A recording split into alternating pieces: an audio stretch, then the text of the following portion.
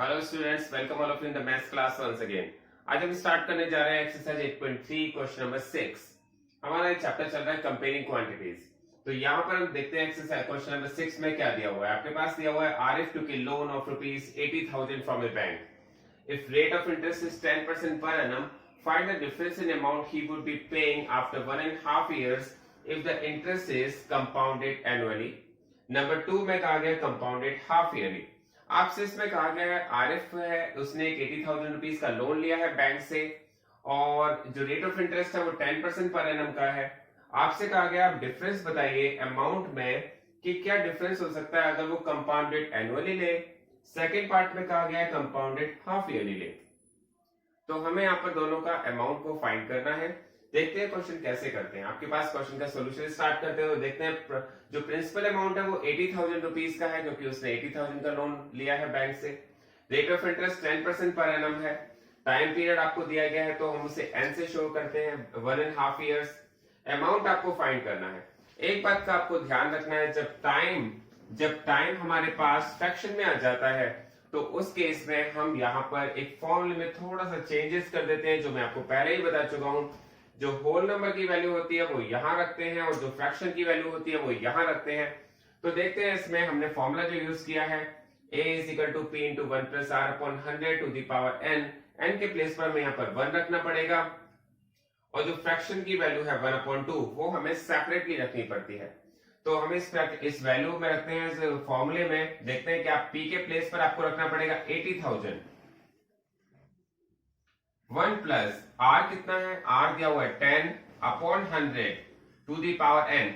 n के place पर आपको केवल होल नंबर की वैल्यू रखनी है और होल नंबर क्या है 1। जो फ्रैक्शन की वैल्यू है वो नहीं रखनी है आपको। तो मैंने यहाँ पर होल नंबर की वैल्यू रख दी है 1। इसके बाद मैंने रखा है 1 प्लस 1/2। r के प्लेस पे आपको रखना है 10 अपॉन 100। तो ये 1/2 मैंने कौन सी वैल्यू रखी है, ये फ्रैक्शन की वैल्यू मुझे सेपरेटली रखनी होती है। ये मैं आपको ऑलरेडी बता चुका हूं। अब आपको क्या करना है, 0 से 0 को कट करना है, 0 से 0 को कट करना है। आप देखेंगे यहां पर आ जाएगा 80,000 और अब हमारे पास ये वैल्यू फ्रैक्शन की है, हम इसे ऐड करेंगे तो हमारे पास इन दोनों का एलसीएम 1 और 10 का एलसीएम 10 आ जाएगा। आप देखेंगे 1 10 जा 10 तो 10 यहां पर आ जाएगा, 10 1 जा 10 तो 1 आ जाएगा और यहां पर आप इसे ऐड करेंगे तो 2 1 2 जा 2 तो 2 आ जाएगा और 2 1 जा सॉरी यहाँ पे 20 है तो यहाँ पे इन दोनों का एलसीएम 20 आ जाएगा। 2 10 जा 20। आप यहाँ से डिवाइड करेंगे 1 को 20 से तो आपके पास 20 आ जाएगा और इसको करेंगे तो आपके पास 1 आ जाएगा। तो अगर हम इसको आगे और ज्यादा सॉल्व करेंगे तो ये आ जाएगा 80,000, ये हो जाएगा 11/10 और ये हो जाएगा 21/10 21/20। तो आपके पास ये वैल्यू आ जाएगी। इसके बाद हम इसे सॉल्व करते हैं तो 0 से 0 कट जाती है, 2 से 0 से दूसरी 0 कट जाती है, 2 से इसको कट करते हैं, 2 1 जा 2 2 4 जा 8 0 0। तो आपके पास आ जाता है 400 इंटू 11 इंटू 21। ये आपके पास वैल्यू आ जाती है 400 इंटू 11 इंटू 21। अब आप क्या करते हैं, सबसे पहले 400 के अपॉन में 400 लिखते हैं। 11 1 जा 11 कैरी लगा 1, 11 2 जा 22 और 23। तो आपके पास यहां पर आ जाता है 400 मल्टीप्लाई 231। अब आप इसका मल्टीप्लाई करते हैं तो देखते हैं 4 1 जा 4 4 3 जा 12 का 2 कैरी लगा 1 4 2 जा 8 और 1 9। तो आपके पास ये जो वैल्यू आ गई 92,400। इट मींस अगर उसने कंपाउंडेड एनुअली अमाउंट लिया है बैंक से तो उसको जो अमाउंट रिटर्न करना पड़ेगा वो 92,400 करना पड़ेगा। ठीक है, अब देखते हैं इसके बाद आपके पास दूसरा पार्ट कहा गया कंपाउंडेड हाफ ईयरली का। अब देखते हैं इसका सेकंड पार्ट। सेकंड पार्ट में कहा गया अगर जो अमाउंट है 80,000 रुपीज का वो बैंक से जो लोन लिया गया है वो अगर कंपाउंडेड हाफ ईयरली हो तो क्या डिफरेंस आएगा, कितना ज्यादा हमें पे करना पड़ेगा वो हमें बताना है। तो यहां पर भी क्वेश्चन सेम ही है। प्रिंसिपल अमाउंट 80,000 है, rate of interest 10% per annum है, लेकिन मैंने आपको बताया था जब कंपाउंडेड हाफ ईयरली होता है उस केस में हमें क्या करना पड़ता है, उस केस में हमें रेट को हाफ करना पड़ता है और टाइम को डबल करना पड़ता है। तो रेट को हाफ करेंगे तो यहाँ पे हो जाएगा 10 इंटू 1/2 इज इक्वल टू 5% पर हाफ एनम। ये हमारा बहुत ही क्लियर हो जाना चाहिए पॉइंट। इसके बाद हम देखेंगे यहाँ पर हमारे पास जो टाइम दिया गया है 1.5 ईयर, 1.5 ईयर को हम 2 1 2 1 3/2 ईयर्स भी लिख सकते हैं और इसका मल्टीप्लाई कर देते हैं 2 से। 3/2 का अगर हम 2 से मल्टीप्लाई करते हैं तो ये आ जाता है 3.5 ईयर्स। ये हमारा पॉइंट बहुत ही क्लियर हो जाना चाहिए। मैं आपको फिर रिमाइंड करा रहा हूं, जब कभी भी हमारे पास compounded half yearly interest count होता है उस केस में हम रेट को हाफ कर देते हैं, टाइम को डबल कर देते हैं। और मैंने यहाँ पर यही किया है, रेट को मैंने हाफ कर दिया है। ये जो हमारे पास रेट था 10% पर एनम का, मैंने उसको 5% पर हाफ एनम कर दिया है, क्योंकि जो इंटरेस्ट है वो पर हाफ एनम काउंट हो रहा है। टाइम जो था 3/2 ईयर्स का, जिसको हमने डबल कर दिया 3.5 ईयर्स कर दिया है। तो यहाँ पर अमाउंट हमें फाइंड करना है। अमाउंट का वही formula, same formula, A is equal to P into 1 plus R upon 100 to the power n। तो यहाँ पर हमें P के प्लेस पर रखना पड़ेगा 80,000,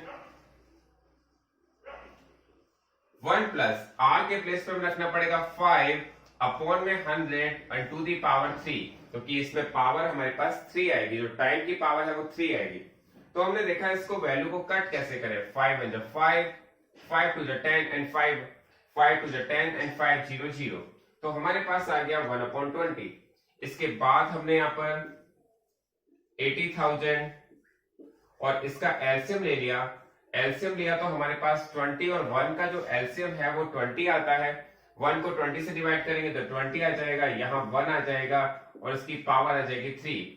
यहाँ देखेंगे तो 80,000 और ये हो जाएगा 21/20 की पावर 3, क्योंकि 20 और 1 21 हो जाते हैं। उसके बाद देखेंगे इसको हम ओपन करेंगे तो 80,000 इंटू 21/20 इंटू 21/20 इंटू 21/20, क्योंकि जब भी हमारे पास पावर्स में 3 दे रखी है, इसका मतलब है 21/20 का हम 3 टाइम्स मल्टीप्लाई कर रहे हैं।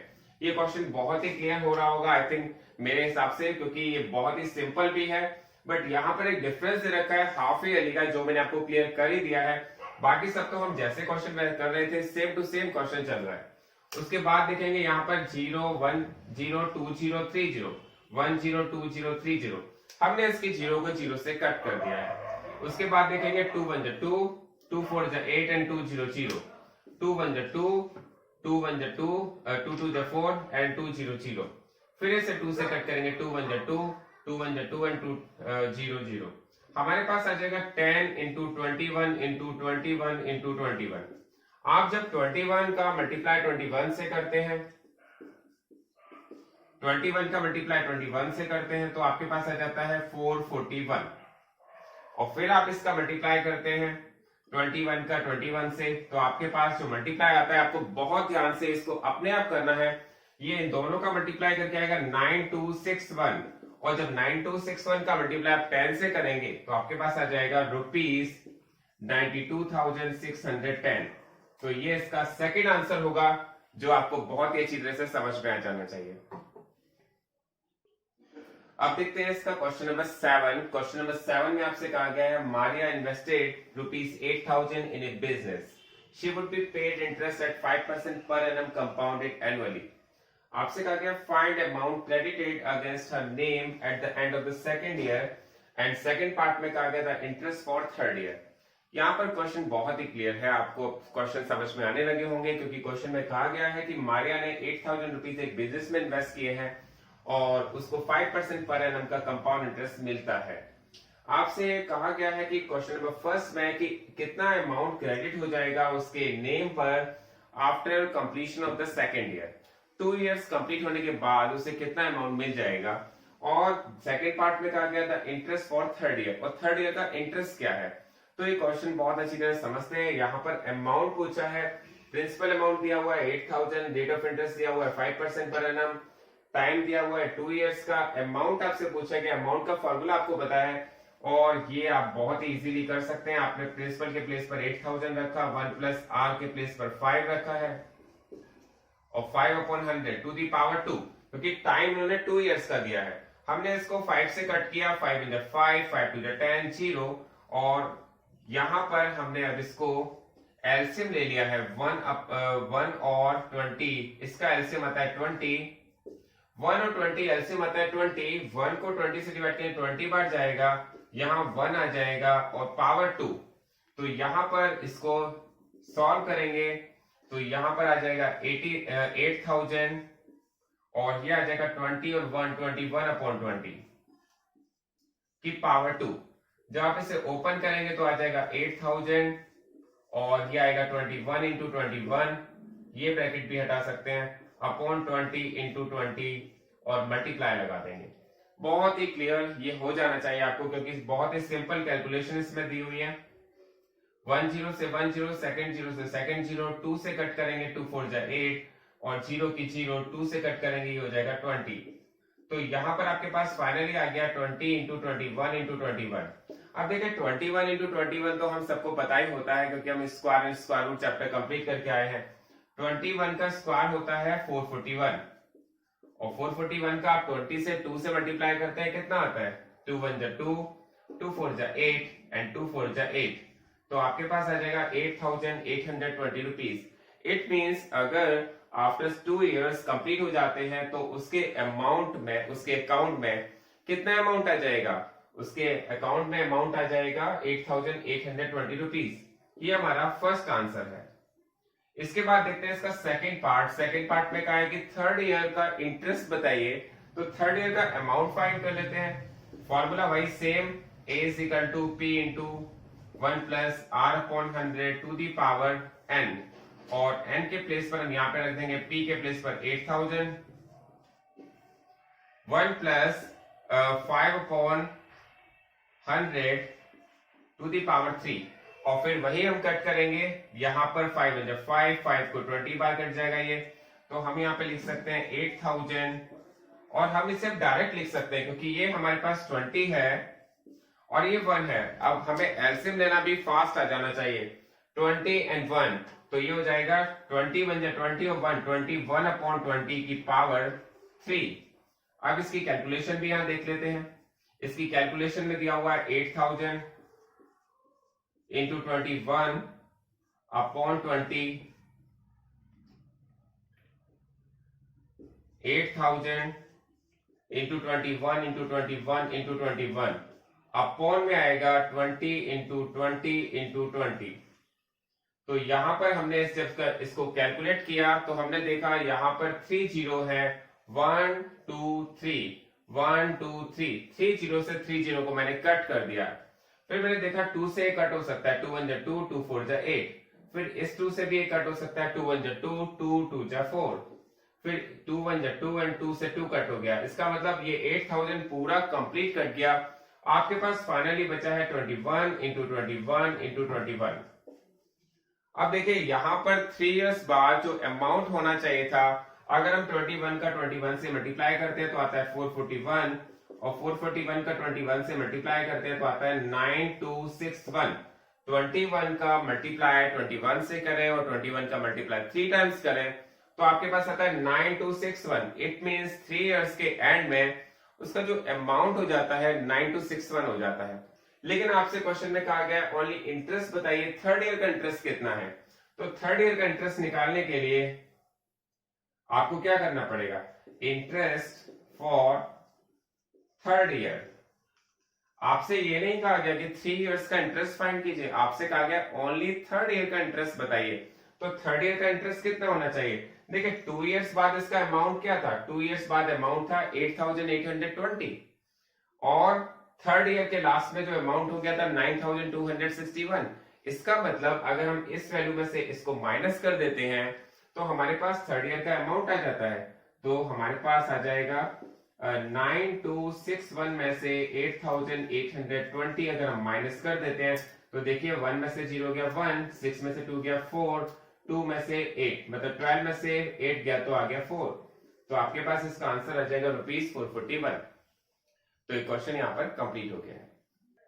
अब देखते हैं क्वेश्चन नंबर 8। क्वेश्चन नंबर 8 में आपसे कहा गया है find the amount and the compound interest on ₹10,000 for 1.5 years at 10% per annum compounded half yearly.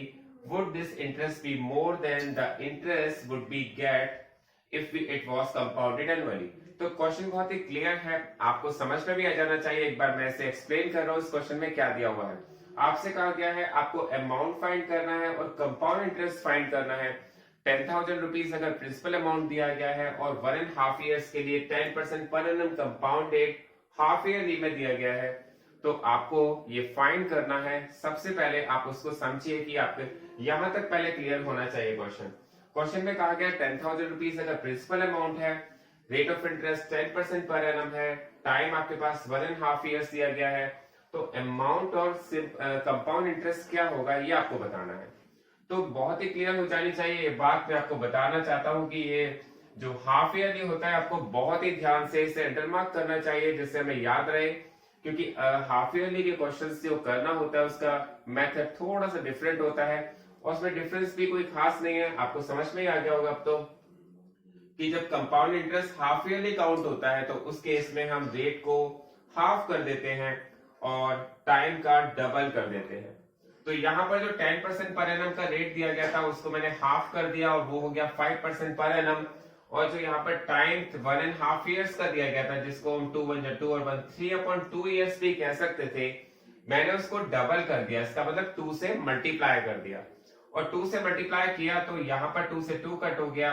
यहाँ पर इसको हम 3 हाफ ईयर्स भी कह सकते हैं। इट मींस 1.5 ईयर्स को हमने यहाँ पर 3 हाफ ईयर्स कह दिया है। क्वेश्चन बहुत ही क्लियर हो जाना चाहिए। अब आपसे कहा गया अमाउंट और कंपाउंड इंटरेस्ट को फाइंड कीजिए। अमाउंट फाइंड करने का फॉर्मूला हमारे पास डायरेक्ट है, a is equal to p into 1 plus r upon 100 to the power n। यहाँ पर हम इसकी वैल्यू पुट करते हैं, p के प्लेस पर हम पुट करेंगे 10,000, 1 प्लस r के प्लेस में हमें पुट करना है 5 और अपॉन में 100 टू दी पावर 3। अब आपको 5 से इसको कट करना है, 5 1 5 5 2 10 5 0 0। आप इसको कैलकुलेट करेंगे तो आपके पास आ जाएगा, यहाँ पर हम इसका एलसीएम लेते हैं 1 और 20 का एलसीएम 20, आपके पास यहाँ 20 आ जाता है, 1 आ जाता है पावर 3। उसके बाद आप इसे और ज्यादा कैलकुलेट कर लेते हैं तो 10,000 तो यहाँ आएगा और यहाँ पे आएगा 21/20 की पावर 3 और फिर आप इसे ओपन कर देंगे इस ब्रैकेट को तो 10,000 इंटू 21/20, 21/20, 21/20। तो यहाँ पर आपके पास ये वैल्यू आ जाती है। अब आपको इसे कट करना है, आप स्टेप बाय स्टेप चलिए, आप जल्दी नहीं करनी है कुछ भी। देखिए 0 1 0 2 0 3 0 1 0 2 0 3 0। सबसे पहले हम 0 से 0 कट करते हैं, फिर देखते हैं 2 से हम कट कर रहे हैं 2 1 2 2 5 10। अब देखिए ऐसा कोई वैल्यूज अब रह नहीं गई जो कट नहीं हो, क्योंकि जितनी वैल्यूज कटनी थी हमने काट ली है। देखिए हमारी कोशिश होती है हम मल्टीप्लाई से ज्यादा वैल्यू को कट करते हैं, क्योंकि कट जब करते हैं तो क्वेश्चन बहुत ही ज्यादा सिंप्लीफाई हो जाता है, वैल्यूज मल्टीप्लाई में कम हो जाती हैं। अब देखते हैं यहाँ पर हमारे पास बचा है 5, यहाँ पर हमारे पास कितना बचा है, ओनली 5। 21 21 21 और 21 का आप मल्टीप्लाई 3 टाइम्स करते हैं। मैं समझता हूँ ये हमारे पास इस एक्सरसाइज में काफी बार आ चुका है। 21 का मल्टीप्लाई 3 टाइम्स तो आपको याद हो जाना चाहिए। अगर 21 का मल्टीप्लाई 3 टाइम्स करते हैं तो 9261 आता है, अपॉन में 2 2 जा 4 आता है। मुझे भी याद हो चुका है 21 का मल्टीप्लाई अगर 3 टाइम्स करते हैं तो 9261 आता है। अब देखिए आप इसका मल्टीप्लाई करें, 5 1 जा 5 आ जाएगा, 5 6 जा 30, 30 की 0 करिए लगा 3, 5 2 जा 10 और 3 13 का 3 करिए लगा 1, 5 9 जा 45, 45 और 1 46। तो आपके पास ये आ गया 46,305 अपॉन 4। और जब आप इसका डिवाइड करते हैं, क्योंकि डिवाइड मैंने जनरली आपके लिए छोड़ दिया है, मैं यहाँ पे डिवाइड भी करके दिखा देता हूं आपको। 46,305 जब भी आप डिवाइड करें मल्टीप्लाई करें बहुत ही केयरफुल होके करें, पूरा कंसंट्रेशन आपका यही होना चाहिए, क्योंकि मैथमेटिक्स में अगर कंसंट्रेशन बना रहता है तो मिस्टेक नहीं होती है। तो हमने देखा 4 1 जा 4, रिमाइंडर हमारे पास 0 आ गया, 6 हमने ऊपर से उतारा, 4 1 जा 4, आपके पास यहाँ पे 2 आ गया, फिर हमने 3 उतारा, 4 5 जा 20, हमारे पास इसका जो रिमाइंडर बचा 3, फिर हमने 0 उतारा है, 4 7 जा 28, फिर हमारे पास 2 बचा, 2 का हमने 5 उतारा, 2 6 जा 24, बचा 1, 0 उतारा, 4 2 जा 8, 8 को डिवाइड इसमें 2 बचा, फिर 4 5 जा 20। तो हमारे पास इसका जो आंसर आया है अमाउंट का, जो अमाउंट आया है वो आया है ₹11,576.25। ये आपको बहुत ही क्लियर हो जाना चाहिए।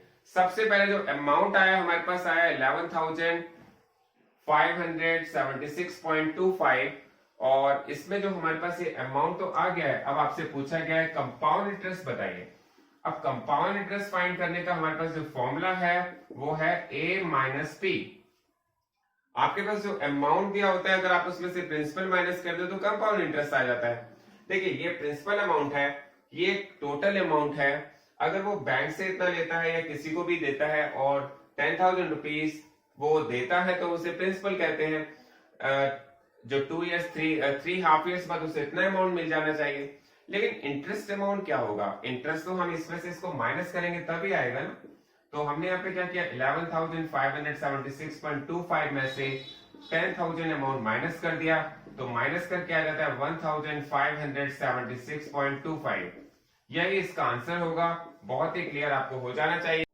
अब इसमें लास्ट में दिया हुआ है क्या जो इंटरेस्ट है अगर कंपाउंडेड एनुअली लगता है और हमारा यहाँ पर चार्ज हुआ है कंपाउंडेड हाफ ईयरली, तो आपसे कहा गया है क्या ये कंपाउंडेड एनुअली से ज्यादा है? इस क्वेश्चन में जो कहा गया है लास्ट में, केवल आपसे ये पूछा गया है क्या ये जो इंटरेस्ट हाफ ईयरली जो चार्ज हुआ है क्या एनुअली से ज्यादा है? ये आपको बात हमेशा समझ में आ जानी चाहिए। अगर हमारा कहीं इंटरेस्ट कंपाउंडेड एनुअली हो रहा है और दूसरी जगह कंपाउंडेड हाफ ईयरली हो रहा है तो हाफ ईयरली हमेशा एनुअली से ज्यादा होगा। यस, बिल्कुल ट्रू है। ये हमारा क्वेश्चन यहाँ पर इसका जो सेकंड पार्ट है उसका आंसर आ जाएगा यस। और ये बात भी आपको बहुत ही अच्छी तरह से क्लियर हो जानी चाहिए क्योंकि यहाँ पर कंपाउंडेड हाफ ईयरली लग रहा है, तो कंपाउंडेड हाफ ईयरली लग रहा है तो वो डेफिनेटली ज्यादा होगा। और अगर कहीं थर्ड प्लेस पर कंपाउंडेड क्वार्टरली लग रहा हो तो वो हाफ ईयरली से भी ज्यादा होगा। इसका मतलब जितना हमारा कम काउंट होता है प्रिंसिपल अमाउंट, उतना ही हमारा इंटरेस्ट ज्यादा लगता है। Thanks for watching this video.